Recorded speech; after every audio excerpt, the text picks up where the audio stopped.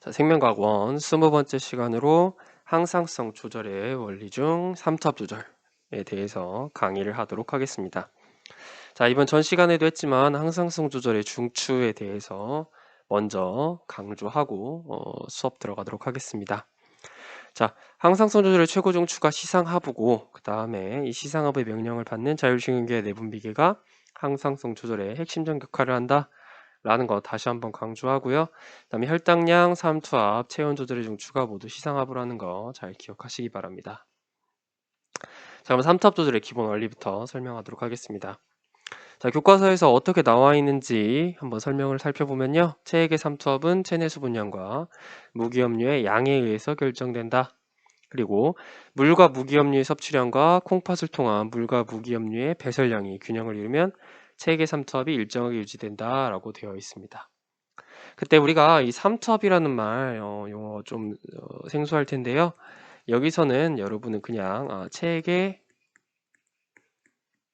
농도다 라고 이해하시고 체액의 농도가 체내 수분량과 무기염료의 양에 의해 결정되는구나 라고 이해하시면 되고요. 그 다음에 물과 무기염료의 섭취량과 콩팥을 통한 물과 무기염료의 배설량이 균형을 이루면 일정하게 유지가 된다.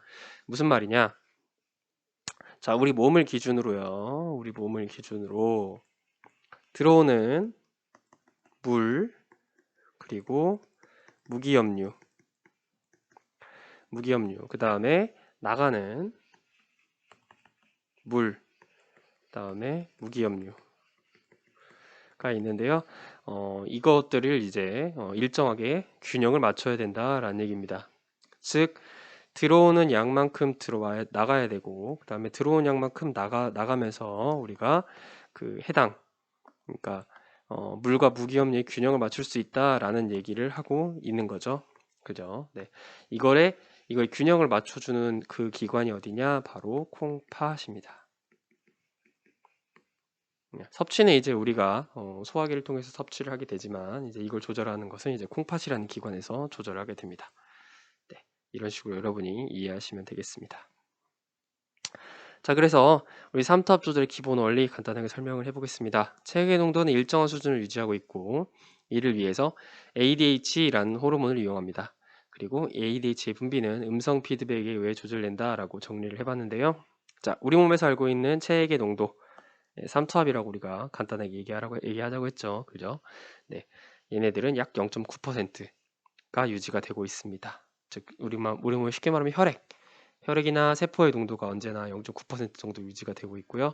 이것이 생리식염수의 농도이기도 합니다. 다음 ADH, 우리 몸에선 항이뇨 호르몬이라고 하는 호르몬인데요. 콩팥에서 수분의 재흡수를 촉진하는 역할을 합니다. 해당 내용은 뒤에서 설명할 내용이니까 일단 알아두시고요. 다음 음성 피드백인데요. 자, 삼투압이 올라가면 ADH량이 증가하고 수분 흡수량이 증가하면 삼투압이 떨어지면 다시 ADH가 감소하는 음성 피드백을 가지게 됩니다. 즉 즉 ADH가 원인이 되고 이거에 의한 결과, 삼투압에 의한 결과가 다시 ADH의 양을 여기선 억제가 되겠죠. 그죠? 음성 피드백에 의해서 ADH 양을 조절한다라는 걸 이해하시면 되겠습니다. 자, 그러면 우리 삼투압에 대해서 간단하게 설명해 보도록 하겠습니다. 자, 삼투압의 실제 의미는요. 삼투압의 실제 의미는 우리 몸에서 수분 흡수 능력이라고 보시면 되겠습니다. 네, 특정 용액이 수분을 잡아당기는 세기라고 보시면 돼요. 수분의 흡수 능력이다 라고 보시면 돼요. 그런데 얘는 농도에 비례합니다. 농도에 비례한다고 보시면 돼요. 예를 들어 한번 살펴보면요. 예를 들어 자, 우리 몸의 세포 보통 0.9%에 우리 그 0.9%를 유지하고 있다고 했잖아요. 그죠? 체액의 농도를. 네. 네.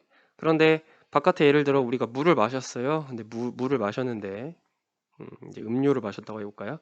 근데 음료의 농도가 예를 들어 0.5%의 농도예요. 그러면은 수분 흡수 능력은 누가 더 높은 거죠? 세포가 높잖아요. 그래서 음료에 있는 수분을 세포가 흡수하게 됩니다. 네, 이런 식으로 여러분이 이해하시면 되겠네요. 근데 만약에 음료의 농도가 높게 되면 어떻게 될까요? 음료의 농도가 높아지게 되면 예를 들어 뭐 1.5%다라고 얘기를 하면은 오히려 세포에서 음료로 물을 뺏기게 되겠죠. 그죠? 네, 이런 식으로 삼투압은 수분 흡수 능력이다라고 보시면 되겠습니다. 근데 농도에 비례한다라고 얘기를 했잖아요. 농도에 비례한다라고 했기 때문에 우리는 간단하게 알겠죠. 아, 삼투압이 높다라는 얘기. 즉 체액의 삼투압이 높다. 체액의 삼투압이 높다라는 말은 같은 말로 체액의 농도가 높다라고 여러분이 이해해 주시면 될 겁니다. 네, 농도가 높구나라고 여러분이 이해해 주시면 되겠습니다. 실제로 이제 좀 더 복잡한 내용이 있긴 하지만 삼투압은 체액의 농도에 비례하기 때문에 체액의 농도가 높구나라고 설명을 하고요. 일반적으로 이 체액은 보통 이제 우리 몸에서 우리 몸에 대부분 이제 흐르는 물은 이제 보통은 이제 우리 세포에서 물을 꺼내진 않잖아요. 우리 체액의 농도를 측정할 때 보통 혈액에서 우리 몸에 흐르는 물인 혈액에서 보통 측정을 하기 때문에 혈액에 있는 농도를 측정하는데요. 그래서 보통은 혈장의 삼투압이라는 말로 이렇게 표현을 하기도 합니다. 즉, 이 체액의 삼투압을 이렇게 혈장 삼투압이라는 말로 대신 표현을 하기도 한다라는 거 기억하시면 되겠습니다.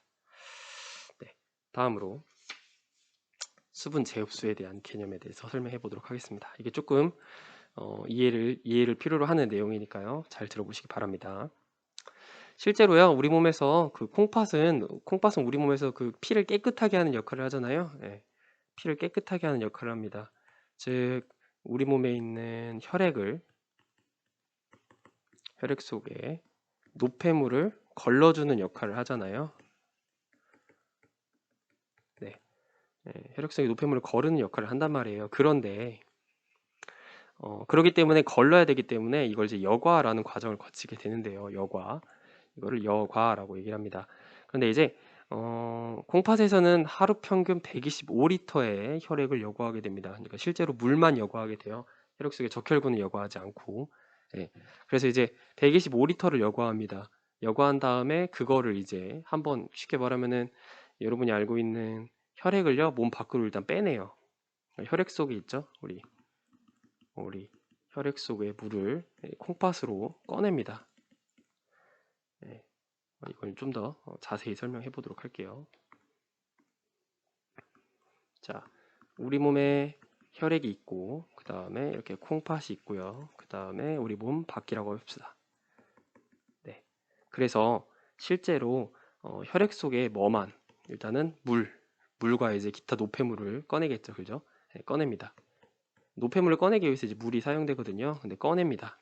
그래서 일부는 다시 혈액으로 내보내주고 일부는 이제 물과 노폐물을 우리 몸 밖으로 내보내는 거죠. 우리가 흔히 말하는 이제 소변이라고 하죠. 소변의 형태로 이렇게 내보내게 됩니다. 네. 그러니까 노폐물을 물과 같이 거른 다음에 그 물은 다시 이제 혈액으로 다시 보내는 이런 과정을 거치는데요. 이렇게 혈액으로 다시 들여보내는 거, 이거를 수분의 재흡수라고 얘기를 합니다. 근데 일단 이 과정, 그러니까 여기서 여기로 넘어온 이 과정을 우린 뭐라고 하냐면은 이 과정을 여과라고 얘기를 하는데요. 이렇게 하루에 여과되는 물의 양이 125리터 정도 됩니다. 그런데 이 중에 약 99%가 재흡수되고 1%만 배출되게 됩니다. 이게 무슨 말을 하는 거냐면 125리터 중에 1.25리터를 제외한 나머지는 전부 다 다시 재흡수가 되는 거죠. 이게 재흡수 과정이죠. 그죠? 이게 수분 재흡수 과정입니다. 이게 수분 재흡수 과정이라고 보시면 돼요. 네. 그 중에서 이제 1.25리터를 배출하게 됩니다. 그런데 ADH는 기존의 수분 재흡수율을 변화시킵니다. 어떻게 변화시키냐? 증가시켜요. 즉 ADH의 양이, 즉 항이뇨 호르몬이라고 하는 이 호르몬이 증가하게 되면 수분 재흡수율이 증가해서 배출량이 감소하고 체내 수분량이 증가하는 원리가 되는 겁니다. 즉 나가야 되는 물을 뭐예요? 오히려 흡수하게 돼서, 그러니까 쉽게 말하면 소변으로 나가야 되는 물의 양을 오히려 물만 재흡수해가지고 체내 수분량을 증가시키는 거죠. 다음, ADH가 감소하면 당연히 재흡수율이 감소하기 때문에 배출량이 증가하고 체내 수분량이 감소하게 되는 거죠. 이거를 그냥 단순한 수치로 한번 생각을 계산을 해보면요. 만약에 우리가 99%의 재흡수율이 ADH양의 증가에 의해서 99.5%가 된다고 하면은 실제로 우리 몸에서 나가는 물의 양이 0.625리터가 됩니다. 반절로 줄죠. 그런데 만약에 내가 ADH양이 줄어가지고 98.5%가 된다면 실제로 배출되는 양은 1.875리터가 배출이 됩니다. 1.5배가 늘어나죠. 그죠? 이런 식으로 ADH양은 수분 제흡수율을 변화시켜서 우리 몸에서 체액의 농도는 아까 말씀드린 대로 체내 수분량과 무기압류의 양에 의해 결정된다고 했잖아요. 그때 ADH는 이 체내 수분량, 그러니까 ADH는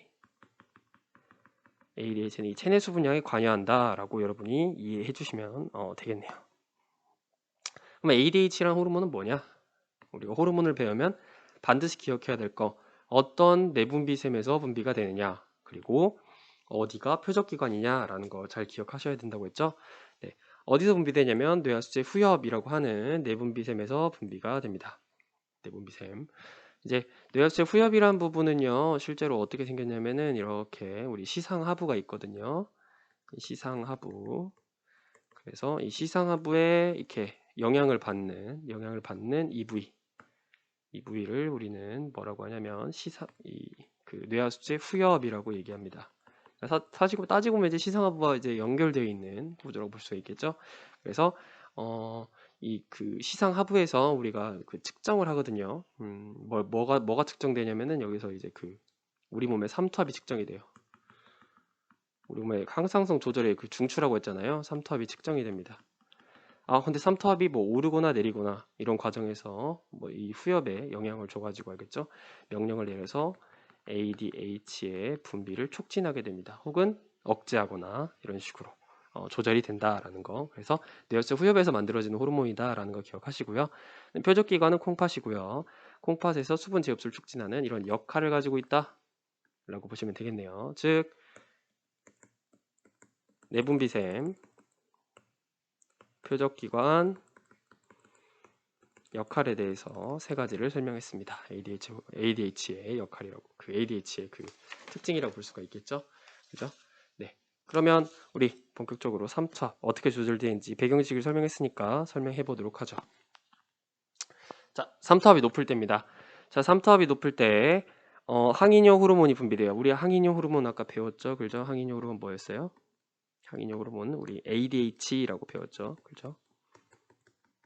자, ADH가 분비가 되면 삼투압이 높으니까요. ADH가 분비되면 콩팥의 수분 제흡수가 촉진되어 체내 수분량이 증가하고 그래서 오줌량이 줄어들고 체액의 삼투압은 정상 수준으로 회복된다라고 되어 있습니다.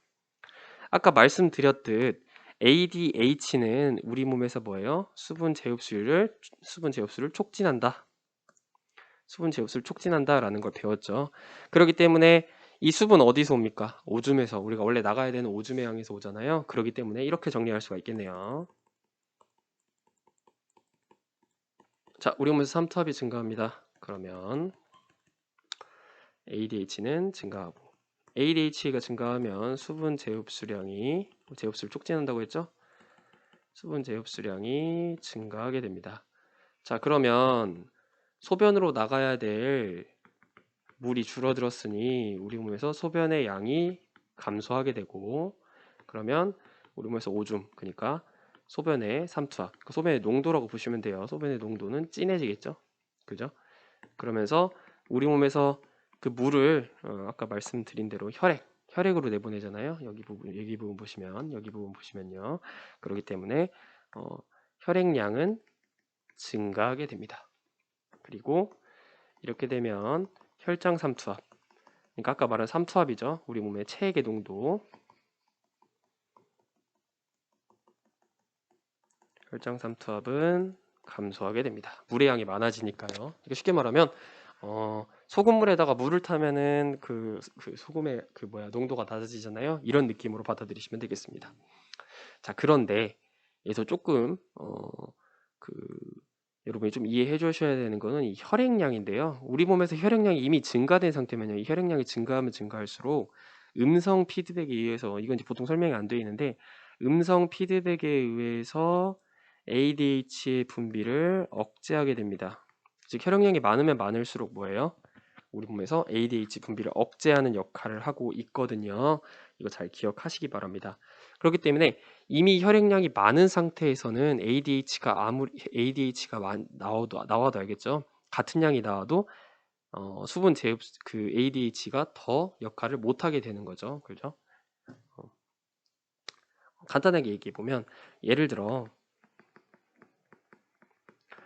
혈액량이 예를 들어 뭐 10이라고 해볼게요. 상대적으로 10일 때 나오는 ADH가 예를 들어 10이라고 합시다. 그런데 11이면은 ADH양 9밖에 안 나온다는 얘기예요. 원래는 뭐예요? 원래는 10이 나와야 되는 건데도 불구하고 이해가시죠? 그러니까 우리 삼투압이 예를 들어 10이라고 해봐요. 삼투압이 10이라고 했을 때 좀 더 정리해서 설명을 하면 자, 우리 삼투압이 10이라고 해볼게요. 그런데 혈액량이 10일 때랑 11일 때 ADH의 양을 비교를 해봤더니 10일 때는 혈액량이 10일 때는 ADH가 10이 나오는데 11일 때는 9밖에 안 나온다는 거예요. 왜? 우리 혈액량이 많으면 많을수록 ADH를 억제하는 역할을 하고 있거든요. 그러니까 같은 삼투압에서도 뭐예요? 혈액량이 높으면 조금 나오는구나 라는 거 조금 심화적인 내용이긴 하지만 여러분이 꼭 기억해 주시기 바랍니다.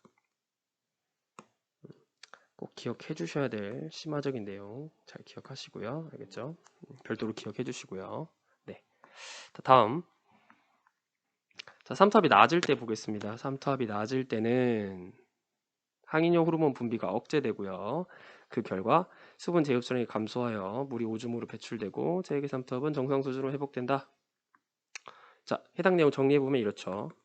아까 내용의 반대라고 보시면 되겠죠? 자, 우리 몸에서 삼투압이 낮아지면 ADH 양도 낮아지고 수분 제흡수량도 감소하겠죠. ADH 양이 적어지니까. 자, 그러면 오줌으로 나가야 돼. 우리 재흡수될 오줌으로 나가는 양이 더 많아지겠죠. 왜? 재흡수량이 줄어드니까. 그래서 소변의 양은 증가하고 그러면 물의 양이 증가하기 때문에 소변의 삼투압, 그러니까 소변의 농도죠. 그죠? 소변의 삼투압은 어떻게 됩니까? 감소하게 되죠. 그죠? 농도가 떨어지고요. 그러면 혈액량은 줄어들게 되죠. 그죠? 그래서 혈장 삼투압, 그러니까 우리 몸에 있는 체액의 농도가 다시 올라가게 됩니다. 네, 이런 식으로 여러분 이해하시면 되겠네요. 네, 해당 내용이 이제 이런 식으로 여러분 책에는 증가가 설명되어 있는데요. 보시면 자, 삼투압이 증가하면 뇌하수체 후엽 ADH 분비가 증가하고 수분의 제흡수량이 증가하여 삼투압이 정상 수준까지 감소하고 이해가시죠? 그 다음에 어떤 사건에 의해서 다시 또 삼투압이 증가하면 이게 반복됩니다. 반대로 과다한 수분 섭취 등의 이유로 삼투압이 감소하면 ADH 분비가 감소하여 콩팥의 수분 제흡수량이 감소하고 오줌의 양이 증가해서 삼투압이 정상 수준으로 돌아온다라는 것까지 기억하시면 되겠네요. 네. 여기까지가 우리가 배우는 삼투압 조절의 기본 원리인데요. 기본적으로 여러분이 이제 삼투압의 개념을 체액의 농도구나 라는 식으로 그냥 단순히 이해해 주시고요. 여기서는요. 그 다음에 우리 수분 제흡수 기작에 대해서 조금 자세히 이해를 하시면은 ADH가 어떻게 수분의 양을 증가시키는가 또 이해를 할 수가 있을 겁니다. 그리고 우리가 여기서 ADH의 특징 배웠고 그 다음에 삼투압 조절 기작 설명했죠. 두 가지 방식으로 삼투압이 높을 때랑 낮을 때 그리고 소변의 양 어쩌고저쩌고 얘기하면서요. 우리 음성 피드백도 여기서 간단히 설명했습니다. 예, 원인에 의해서 발생한 결과가 다시 원인을 억제하는 음성 피드백이라는 거 잘 기억하시고요. 그 다음에 이런 식으로 조금 심화적인 내용이지만 혈액량은 뭐예요? ADH 분비를 억제한다. 그래서 서로 다른 이렇게 결과를 만들어낼 수 있다라는 것도 설명을 해드렸습니다. 네, 여기까지가 우리 몸에서 삼투압 조절 기작에 대한 내용입니다. 이것으로 강의를 마치도록 하겠습니다.